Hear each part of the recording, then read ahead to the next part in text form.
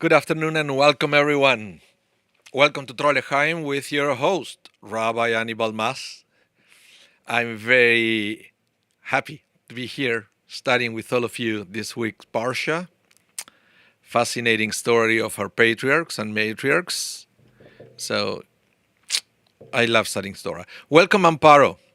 Welcome to the class as well. Welcome, David. Welcome, Brenda. And let's see who else is there. I see more numbers on my screen. Just a reminder, we are streaming on three different platforms. We're streaming on YouTube, the Shari Zedek Facebook, and my own private Facebook. So there are people from different backgrounds at least of my life, attending this virtual class. Welcome, Judy. Great to see your name here. Welcome. I want to give a few more minutes for people to say hello and for more people to connect. Leon Pinkovich is here. You say, see you soon. Okay, I guess you're coming to the building. It's interesting day today because after this class I have a tour. I have to give a tour of the synagogue. There is a Mennonite school that is coming here. Hello, Scout. Welcome to the class. Tell us more about you. Where you're connecting, and we all like to know about each other here in this class. And so don't be surprised if other people start chatting with you in the chat. It's yeah. So I said after this class I have to give a tour to a Mennonite high school. They used to come every year, but then with COVID, it kind of stopped. And then it wasn't the same going to Temple Shalom here from Winnipeg. Okay, welcome. Temple Shalom wasn't the same for them to go, or sometimes we used to operate just at the campus that wasn't a synagogue for them, so we couldn't make it happen. And before that, we had all the COVID restrictions, and they didn't want to do it online. So we finally have the opportunity to welcome our friends from the Mennonite Collegiate to come back. Okay, Scout, you're at Temple Shalom. Okay, very nice. I hope you will like the class. We're going to study this week's Parsha Vayetze. Parsha Vayetze. And it's interesting because the Parsha starts with the words Vayetze, and that's Jacob left. Okay? He left and went to the land of Haran. It's a very polite way to open the story because it's not that he left. He was actually urged to leave. Let's put it that way. I want to say he wasn't kicked out of the house, but he was strongly suggested that if he wanted to stay alive, he should leave, right? He should run away. That should be the opening. And Jacob ran away. Instead, it started with the word, and Jacob left, which is very soft. It's a very soft beginning compared with what was really happening in the background, right? Remember the story? He cheated Esav, his brother, his twin brother, not once but twice. The first time he stole the firstborn rights, and the second time he stole the blessing. And here there is a confusion, and let me tell you all because I heard this many times. Okay, I heard this many times that some people said no, Jacob didn't cheat twice. It was only once because after the first time he cheated Esav, he bought all the first right privileges, right? So when he showed up to receive the first right blessing, it's not cheating anybody. He actually bought that, even if the deal was kind of an unfair deal, it was still a deal where back in the day, Esav accepted the terms and conditions of the transaction. You give me your first right, I will give you a plate of food. And Esav said, yes, I'm starving. So deal. Okay? But let me tell you something. This is what happened.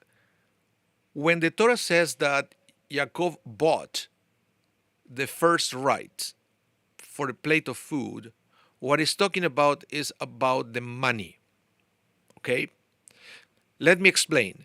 Back in the day, at least in the biblical times, the way the inheritance used to be split is as follows. Let's pretend that it's a family with 4 children. Okay? So the way it works is if you have 4 children, you're going to split your money, your fortune, into 5 portions. So it's always number of children plus 1. Okay? Always remember that formula. Back in the day, it used to be number of children plus 1. So the way it works is firstborn inherits double. So 2 portions. And then each one of the other children, only 1. Okay? That's the way it used to work. So let's say in this case was Jacob and Esau. So Isaac, the father, will have to divide all his fortune into 3 portions. And then firstborn receives double. In this case, it's going to be Jacob because he bought it with a plate of food. And then Esau is going to receive only 1 portion. So in other words, this changes everything. Because when we go back to last week's Parsha and we read that Esau actually has this bitter cry because he was cheated about the firstborn rights, he was crying for money. Okay? He was crying for money. He may still be, okay, maybe with that crying for money. But the second time that he was crying, right, this bitter and profound scream that we also read in the Torah last week, he was now crying for the blessing, for the spiritual side. That part was not sold with a plate of food. That is up to the father to give a blessing to whoever he wants. Okay? So this at the discretion of the father. So in this case, one day the father said, I want to give you a blessing. But Jacob didn't buy that. And that's why Esav said, my brother cheated me twice. Just remember that. Very important piece of information. Well, thank you, Brenda, for all the advertisement. Very nice. Very nice. Okay, so with that background in mind, so now remember, Esav, at least he felt, justified or not, he felt that he was cheated twice. He wanted to kill Jacob. Jacob was scared. He thought he was a winner by stealing the blessing, but then he realized that now he has to leave.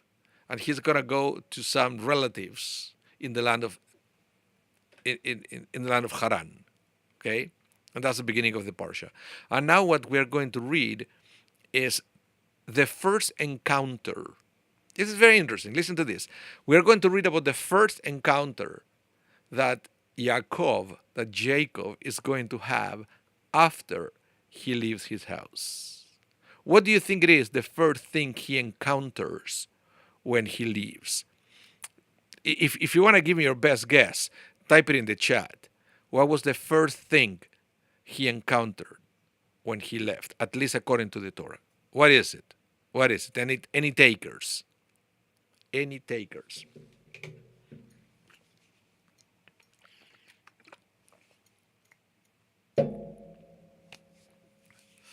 Okay, I'm going to show you the text because the right answer is it's not clear. Even though the Torah mentions something, the right answer is not clear. Look at this. I'm going to bring the text from the Torah. This is the book of Genesis, chapter 28, verse 11. It says that we are missing a verse here. It's going to come later in the class, but I wanted to create the context for that first by talking about the first thing. Okay, he left, and it says, "Vayifga bamakom." Okay, Vayifga bamakom, and it's translated here. He came upon a certain place. What place, you may ask? That's the $1,000,000 question. What place? Because it's the first thing he encountered after he left. We don't know how long after he left, okay, etc. So he came upon a certain place and stopped there for the night, for the sun had set. Taking one of the stones of that place, he put it under his head and lay down in that place. So let's see this, because this is very important. You see the word makom, that is to say, Vayifga bamakom, and even if you don't know Hebrew, okay, just look at it as a graphic, okay? It could be any language, but look as a graphic and see how many times the word makom appears there, and you will realize that is 3 times. Okay? Once, second word, first line in Hebrew. We remember Hebrew, we go from right to left. Then in the second line is the last word, and in the third line is the last word. Okay? Makom, makom, makom. First time is bamakom, second time is hamakom, third time is bamakom. Okay? So the context is the first time he encounters the makom. Second time is he took one of the rocks from the makom. And the third time is he slept. He slept. Or he lay down. He wasn't sleeping yet. Remember the story. It wasn't just that he slept there. He had this dream. Remember, of the stairs going to heaven and coming down, and the angels going up and down. That is going to happen after this. But first, it always it piqued my curiosity to try to figure out what is this makom, because the fact that it's repeated 3 times, it's almost hinting that there's something deeper here. And then I discovered something first I remember something very interesting, and it's different ways we use the word makom in Judaism. Okay, so let's explore that. Let's go to the next text. It's number 1, theory number 1. What is this makom? Okay, so this is according to Seforno, famous Italian rabbi, Seforno. He said, it happened that he is Jacob, came to a place, makom, place, he had not intended to go at all. So, in other words, you know that it's the place. Other times the Torah will mention specific names. Well, he came to Bethel, he came to Haran, different places. They are recognizable. They have a name, so the name is used in the Torah. But think about your own life. When you said, somebody asked, where did you go? I don't know. That place. I don't know the name. It was just a place. Makom. That is one theory. That's what makom is.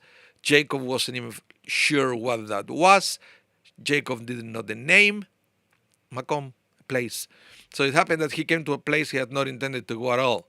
The meaning of the word makom is that it was a place designed to accommodate travelers overnight. Every town has such an inn in its public squares. This is also why the angels who came to Lot, but you have to go back in the Torah, to Lot, said, we will sleep in the inn in the public square. Okay? The same expression is also used in connection with the Levite's concubine in Judges 19:20, where we read, only do not spend the night in the public inn.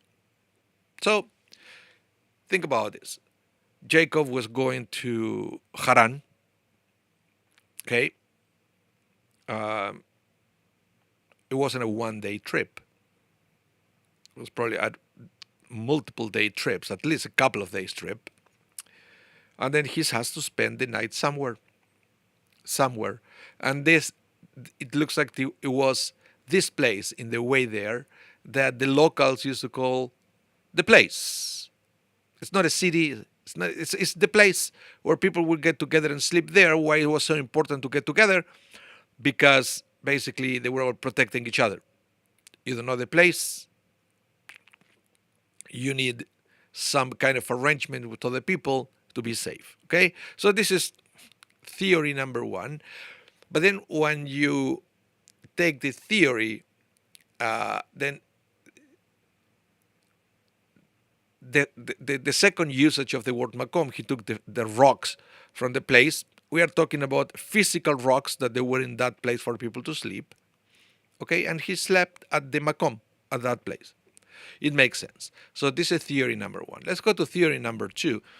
This is another interesting thing. This is from Rashi. Rashi would says, this is all the opposite. It's not that Jacob didn't know the place, but he knew it very well. So basically, Rashi would says, Scripture does not mention which place, but by writing ba makom, at the place, it refers to a place mentioned already in other passage. In other words, Mount Moriah, according to Rashi, of which it is stated, on the third day Abraham looked up and saw the place from afar. So in other words, it looks like this dream that Jacob had didn't happen the first night, right? Because it took Abraham 3 days to go there. So we may suspect that it took 3 days to Jacob to go there. But the place, the fact that the Torah mentioned Bamakom means that it's a significant place that it was mentioned before, which is also common use of language in English. Yeah, right? You don't need to mention the name of the place every single time you use it in a sentence, as far as it's clear that every time you said there, right, that place, it refers to the last place you mentioned before by name. That is Rashi's theory. Amparo, let's see what you say. Let's see, let me read here. You said, Jacob saw angels climbing and descending from heaven to earth, specially placed, laid their head in the stone and altar and monument that will be made the house of God. Yeah, eventually, that is after. It does happen that. It does happen. When Jacob wakes up in the morning, he learned a lot of things over that night. Lots of theological things, and it was like kind of the realization that that place where he slept is going to eventually become the house of God. Yeah, very good. And let's continue now. Let's with number 3, according to the Midrash. This is Midrash Rabbah, my favorite, by the way. My favorite to understand this. Rabbi Huna said in the name of Rabbi Ami, why do the sages occasionally use a substitute for the name of the Holy One, so the name of God, blessed is He, calling Him Makom, literally the place. Why? Because He is the place of the world, but His world is not His place. So, in other words, this is why this is one of my favorite things. Makom, and this is true, and I will give you an example in a minute. Makom is one of the names of God that we use in Judaism. Right? We use different names of God in different situations to quickly identify certain God's, how can I say, attributes. Okay?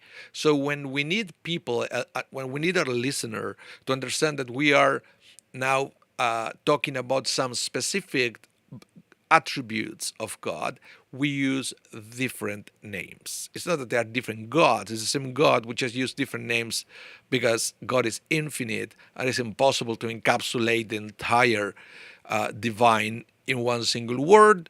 So we use different words to specify different things. Let me give you an example. For example, when we talk about mostly about the personal God, the God that is in constant dialogue with us, what we call God as our best friend.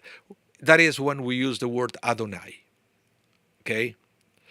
There is another name of God that is Elohim. Elohim, that is what some people will call an impersonal God.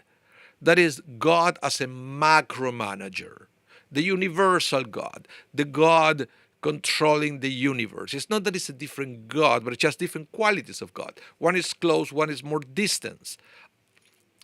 Again, from our perception, right?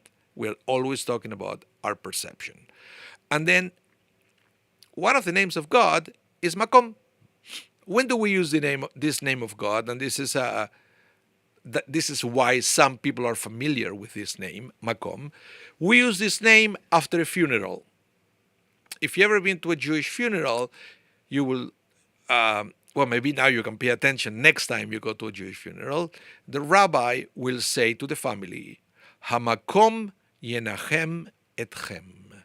May God comfort you. But the word we use for God is Makom. So Makom, the place, is one of the names of God. So this is not a minor thing, because now, let me explain what I'm talking about here. I'm going to go back to the first, right? To the first text. Baif Gava Makom. So it means that the first thing Jacob encountered after he left was God. Okay? Do you understand what I'm going? Do you understand where I'm going here? I'm trying to, or I will encourage you to do the same. Use your imagination, trying to be Jacob after all the mistakes you made in your life. Okay? Some were your own, like cheating your brother for a plate of food. That was your own creation. And then some other was because your mother pushed you to do it. Yeah, go, dressed up like your brother, go get the blessing before he comes back. But still a mistake from Jacob, and who knows what else. How will you feel about your relationship with God? On top of that, you have to leave your place, go into another land.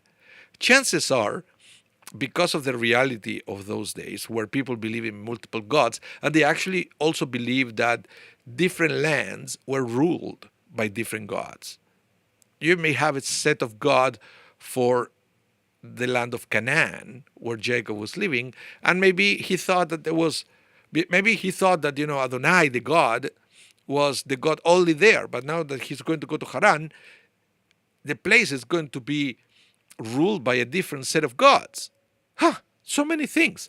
Eventually, when he has this dream up and down, and another realization that he had, he realized that no, God was everywhere.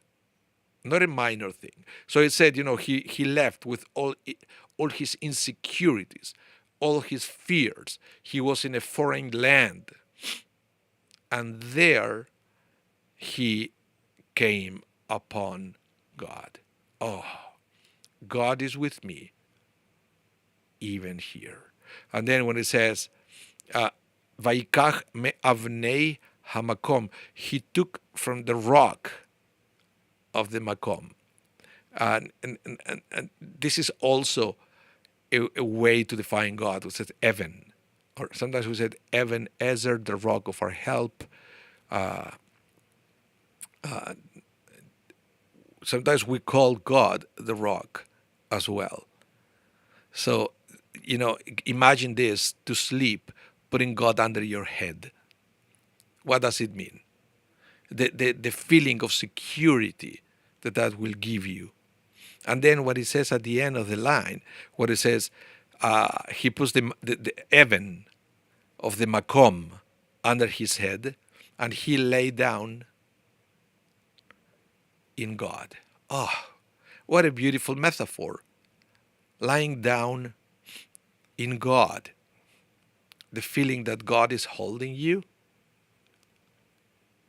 I'm not surprised he dreamed with angels that night.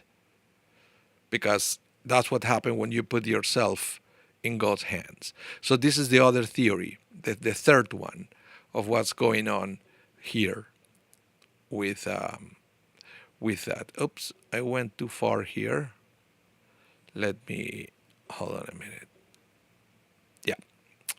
Okay, so let's talk a little bit more about the word makom. This is a fascinating thing. If you have any questions or any comment, please use the chat to let me know. Once in a while, I stop reading my text and I look at the chat to see what you guys are saying, okay?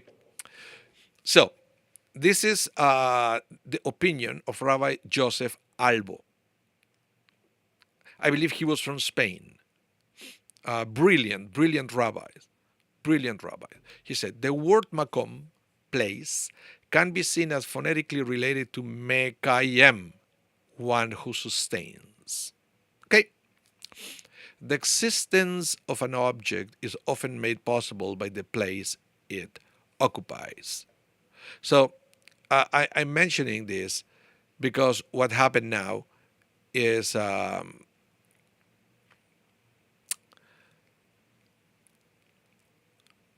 can I explain this? He's talking about this this statement here from the Midrash. The Midrash says, because God is the place of the world, but God's world is not God's place. Okay? It's kind of vague and very philosophical. So now Rabbi Anibal is trying to explain that. He said, the word makom, place, can be seen as phonetically related to mekayem, one who sustains. The existence of an object is often made possible by the place it occupies. Right? That's the way it is. That's the way it is. If I have this, I have to hold it somewhere. I have to put it somewhere for an object to exist. You have to occupy some space. Then you can actually say that there is an object. Okay. For example, a glass bowl rests upon a shelf. Were the shelf to be removed, the ball will fall to the ground and shatter. Thus, it is the shelf that sustains the ball and enables its continued existence. So far, so good? Great. So too, with respect to God and his relationship with the world. The world exists because God continually wills it into being. It is God who sustains all creatures. Each blade of grass, a bird, the ocean and skies, the stars above, and humanity, all exist on God's sufferance. All are sustained by God's will. If God were to withdraw God's support from the creation, it would upon the moment crumble away into nothingness. All will cease to exist. Since it is God who sustains all creation, God is referred to as Hamakom, the place of the world. So in other words, this is very important because it's connected to the verses from the Torah, where it says that God is the one who sustains. Almost you have to use your imagination again. Sustain physically all the existence in God's hands. If God would say, nope, everything falls and breaks, right? But this is something that we have to understand. And perhaps this is something that Jacob had to understand. And that's why we have all these references that Jacob put God under his head and Jacob slept in God. So in other words, it's a two-folded concept here. God as a sustainer, but we have to at the same time put ourselves on top of that shelf represented by God. And that's exactly what happened with Jacob. And that was when he was able to find peace and to start this healing process involving all his anxieties, his fears, his insecurities. And he was able to continue moving forward, knowing that he knew nothing of what to expect tomorrow. That was the truth. He was going to Haran. Did he know what to expect on Haran? No, maybe somebody told him, right? Maybe his father told him, maybe somebody else there. Yeah, I was there once trading with them. Let me tell you a little bit, but I don't know about you, because even with the internet and all the ways we have to research about places, I don't know if it ever happens to you. You go to a new destination, you've never been there before, and you will go to forums, you will Google it and so many different things, and then eventually you go, but you still don't know what to expect. Imagine without all that. without that capacity of researching where you go. Can you imagine all the insecurities that Jacob had? So it's not a coincidence that finally he wasn't able to find peace. And this is why the first time that the Torah said that he slept. Because as we said before, if he really went to Mount Moriah, and that is a 3 days walk from where he was before, this is the first time he was able to sleep, the time he put himself on top of God's hands. Beautiful metaphor from the Torah in the opening words of the Parsha. Any comments? Use the chat. Let's continue. Now let's talk about this other commentary. This is contemporary from Rabbi Shimon Schwab. He said, the sages generally refer to God as Hamakom in the context where loss, tragedy, or suffering is involved. I told you this, right? Thus, we find with regard to those who have sustained a financial loss, Hamakom imale chesroncha. May the place replace your loss. And with regard to comforting the mourners, Hamakom yinachem etchem, may the place comfort you. And with regard to encouraging the sick, Hamakom yerachem alecha, may the place have mercy upon you.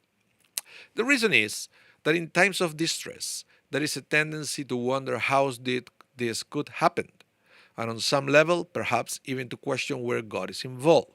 At such times, we remind the sufferer that God is the place of the world. Nothing at all exists or happens without God. We are and we will be sustained by God alone.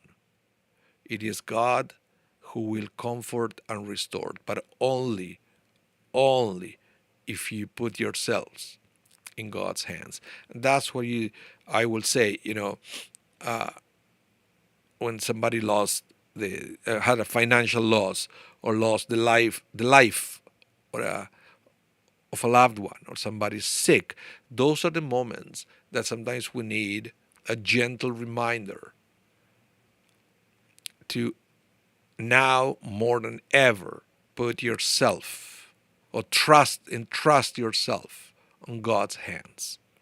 Just like Jacob at that time, that he didn't know what to do. Thank you, Amparo. Let's continue. Now, what I want to do is to go back to the beginning of the Parsha. This is the verse before. This is the verse before he encountered the Makom. Okay, these are the opening words of the Parsha. If you come to synagogue and your synagogue reads the full Parsha, these are going to be the words that you're going to hear at the Torah reading. Or if you came, for example, for Daily Minyan, Monday and Thursday morning, this was part of the Rishon, the first Aliyah. I said, Vayetze Yaakov mi Beersheva, Vayelech Harana. Okay? So Jacob departed from Beersheba and went towards Haran. Remember, it's not that he left, he was strongly invited to leave the house to protect his life. Now, again, and then after that, Vayifgava Makom, and we read that. This is the next verse, when he found the Makom. So let's try to understand now more about not just the Makom, but I want to talk to you probably now until the end of the class about the journey itself. Jacob's journey from Canaan to Haran. Okay? Because there are many, a lot has been written about this journey, about how difficult it was, and eventually how rewarding it was. Can you imagine? I always try to compare all these stories with life, with real life. Can you imagine if Jacob would decide to give up the first time he got a setback in all this story? We wouldn't exist as a nation. We exist as a nation because we are Bnei Israel. And Jacob didn't receive the name Israel until the end of the journey. So lots of things has to happen before he was ready to wrestle with God and to receive the powerful name of Israel. So sometimes we have to understand, especially when we read stories like this, that we are not much different. And we have to go through situations like this before we earn that new name, before we change for the better, because we learn along the way. Sometimes I'm a believer of that. The faster you learn it, the shorter the challenging phases are going to be. Okay? And in these days, we have different ways to learn. And I know the most common way to learn is by mistakes. You make a mistake, you learn from your mistakes. Mazal tov, move forward. The other way is to learn by somebody else who already made the mistake. Maybe the person is willing to teach you how not to make that mistakes. Sometimes we call them teachers, mentors. They have different names. Okay, I like to call it mentor because I keep it consistent with the letter M, mistakes and mentors, right? But you know what I mean. Somebody who already made a mistake. And that should be the way we all should learn as much as possible because it's faster. I'd rather learn from your mistakes than mine. But that means that we should pay attention of what's going on around. We should be able to listen to anyone who is willing to give us advice. We fail big time at that. We are very bad at listening to people. Okay, let's read about the journey. Rabbi Pinchas, in the name of Rabbi Huna Bar Papa, began his discourse on the verse with the following exposition. So basically, this is Midrash Rabbah, and I have to tell you that one of the signatures of Midrash Rabbah is the rabbis will never go and explain the verse directly. They always like to take a minute or two to connect the verse with other part of Scripture. Could be from the Psalms, could be from the Proverbs, could be from the prophets. It's a style. It's a style. If you see my books, my library in the back, some are volumes of the Talmud, but I have lots of Midrash Rabbah. It's one of my passion to go read the Parsha from there. It's not so easy to read, but I love it. I love it. Lots of I learned a lot by reading Midrash Rabbah, especially by these little connections that they make. So, Rabbi Pinchas, in the name of Rabbi Huna Bar Papa, began his discourse on the verse with the following exposition. Okay, so in other words, to explain the verse that we just read, this Rabbi Pinchas, he loved when he was teaching about this to connect it with this verse from the Proverbs. Okay, Proverbs 3, 23, 24, two verses. And he will say, then you will walk safely on your path, and your foot won't stumble. When you lie down, you won't be terrified. You will lie down, and your sleep will be pleasant. So, what he is saying here, listen how fascinating this is. He's hinting that these two verses from Proverbs were inspired by the life of Jacob, by the journey of Jacob from Canaan to Haran. Listen, this is what Rabbi Pinchas will say. Then you will walk safely in your path. It's an allusion to Jacob. As it states, Jacob departed. When you lie down, you won't be terrified. This is, you won't be terrified from either Esau, your brother, or Laban. Eventually, Laban is going to become Jacob's father-in-law. And if you thought that Jacob was a con artist, it's because you never met Laban yet. Laban made Jacob look like an amateur as a con artist. So yes, Laban conned Jacob. Okay? So basically it says, you will lay down and your sleep will be pleasant.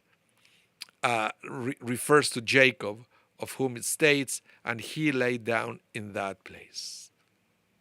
Beautiful. So, in other words, this is what happens when you put yourself in God's hand. You will walk safely on your path, and your foot won't stumble. When you lie down, you won't be terrified. You will lie down, and your sleep will be pleasant. Beautiful way to understand Jacob's journey in those words. Okay, but now let's continue with the opinion of another rabbi. He will say, although Scripture states merely that Jacob departed, remember we talked about this at the beginning of the class. In truth, he was fleeing for his life. The Midrash teaches that even so, Jacob walked securely in the knowledge that God will not allow his enemies to harm him. Jacob was confident of divine protection against his enemy, and so had no cause for fear. While he had not even met his future father-in-law Laban, Jacob had heard enough about his deceitful reputation that there would have been grounds for apprehension. Okay, and this is the other thing. We have to be careful sometimes what we tell to other people, right? Because sometimes we don't realize that we are feeding their anxiety or their fears. And the other thing that is interesting here, it is implied that it is okay to be afraid. It is okay to be afraid.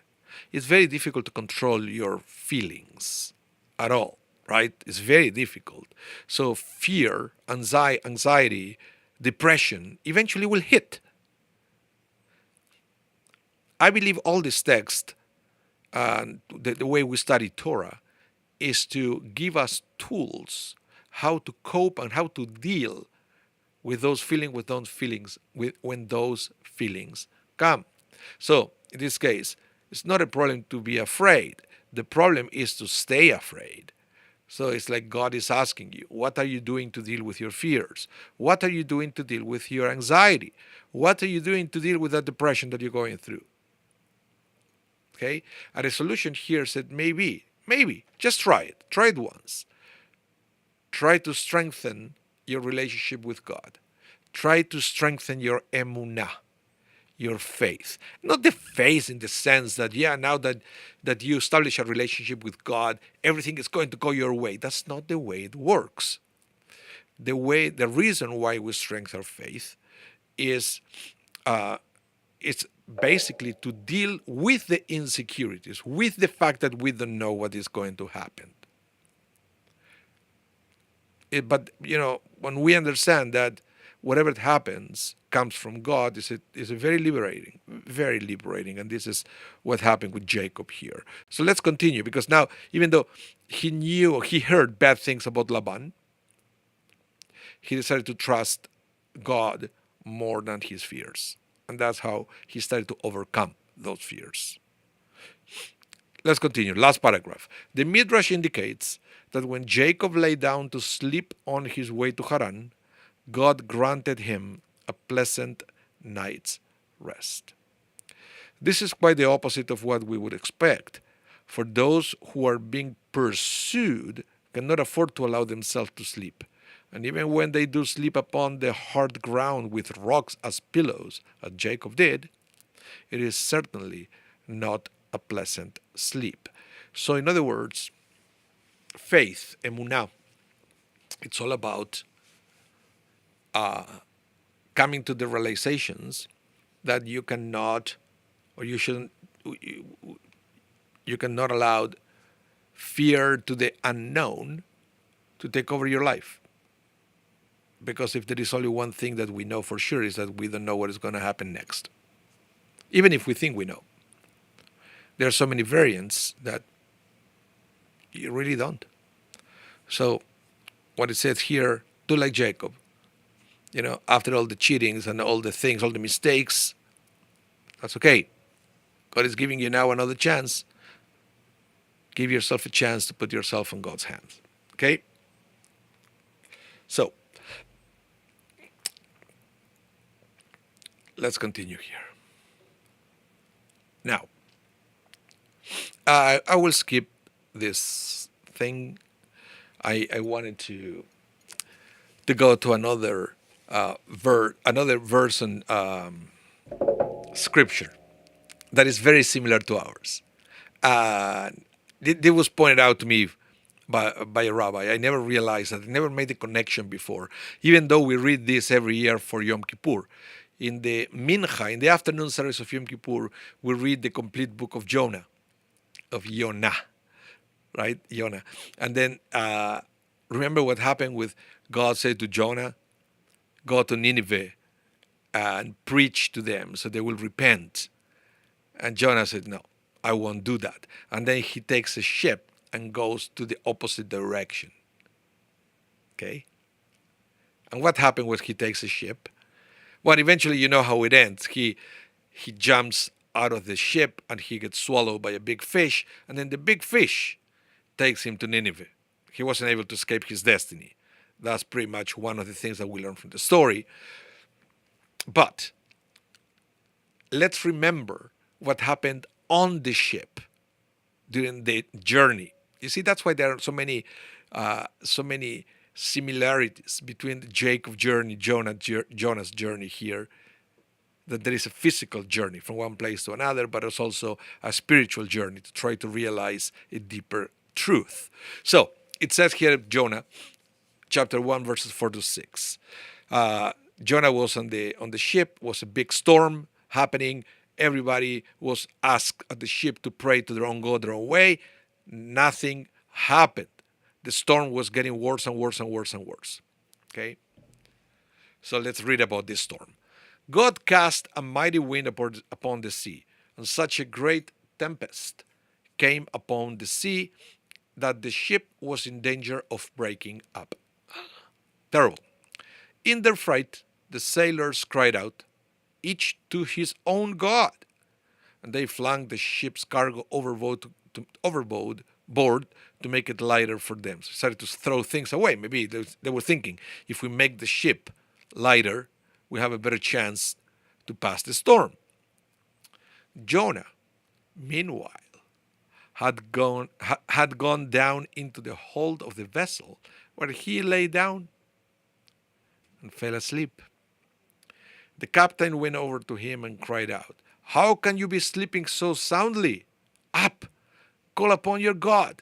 Perhaps your God will be kind to us and we will not perish. The question is, how was Jonah able to sleep? Because there is something that we forget about Jonah. We think that Jonah escaped from going to Nineveh because he was afraid of going to Nineveh. He wasn't afraid of going to Nineveh. And I will give you a little spoiler if you don't want to wait until next Yom Kippur to listen to the whole story. What happened is Jonah didn't want to go to Nineveh because he already knew the outcome.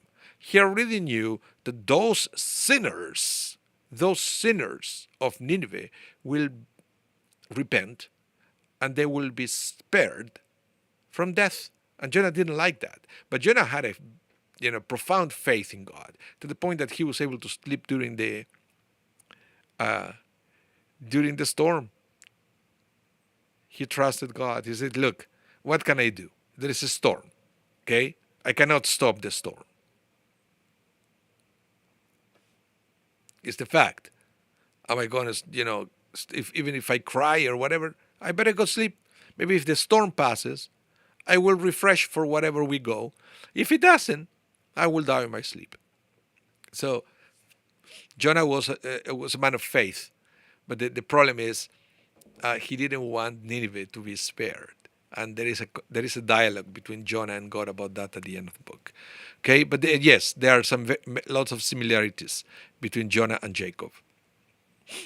Now, there is another text from Midrash Rabbah. By now you know. When you read Midrash Rabbah, you always read a little bit of scripture before we go into the explanation of the verse. So now Rabbi Shmuel bar Nachman began his discourse with the following exposition, with the following verse. This is from Psalms 121:1. He said, a song to the ascents. I rise my eyes to the mountains.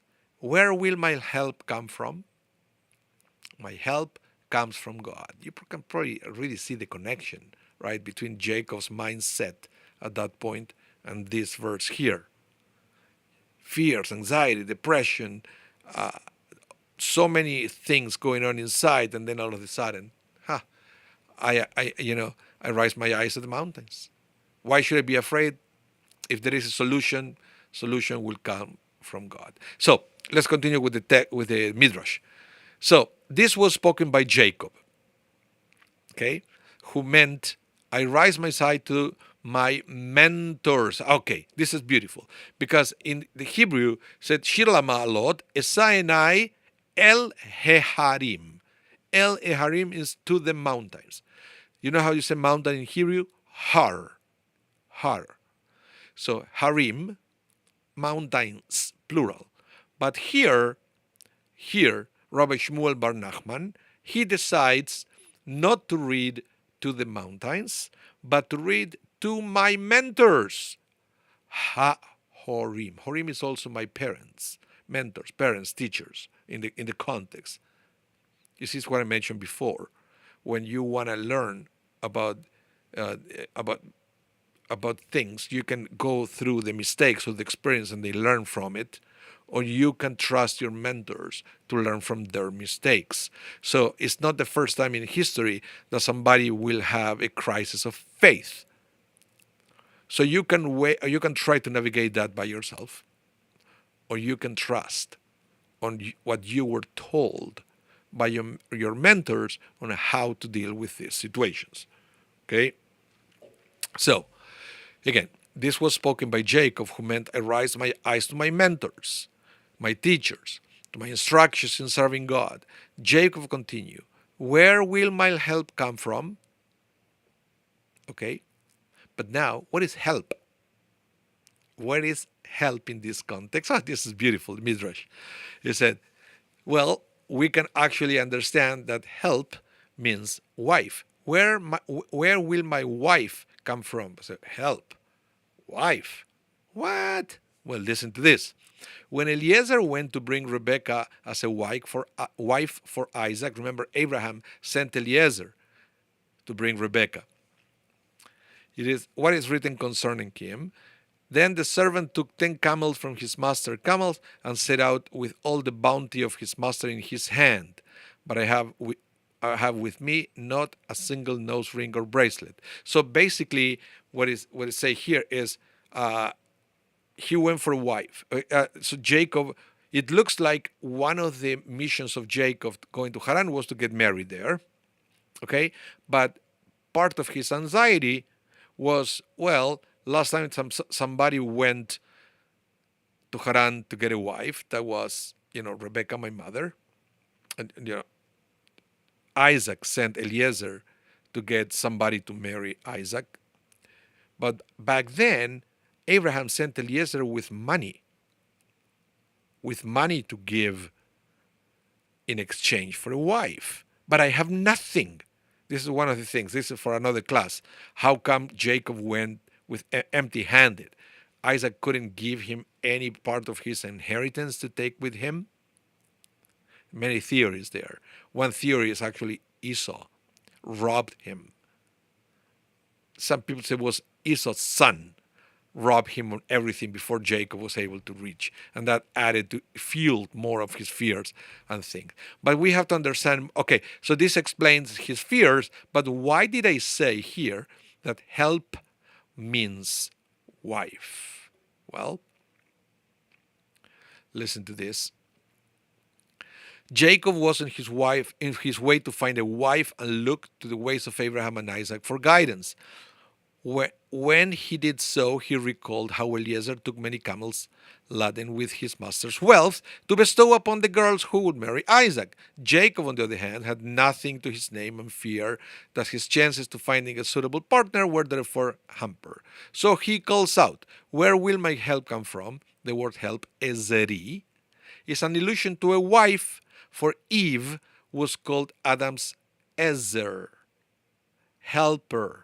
Remember, ezer kenegdo, says the Torah at the beginning of Genesis, to talk about a wife for Adam. and that was eventually Eve, Ezer Kenegdo. So basically, the Torah uses a methodology called remez here.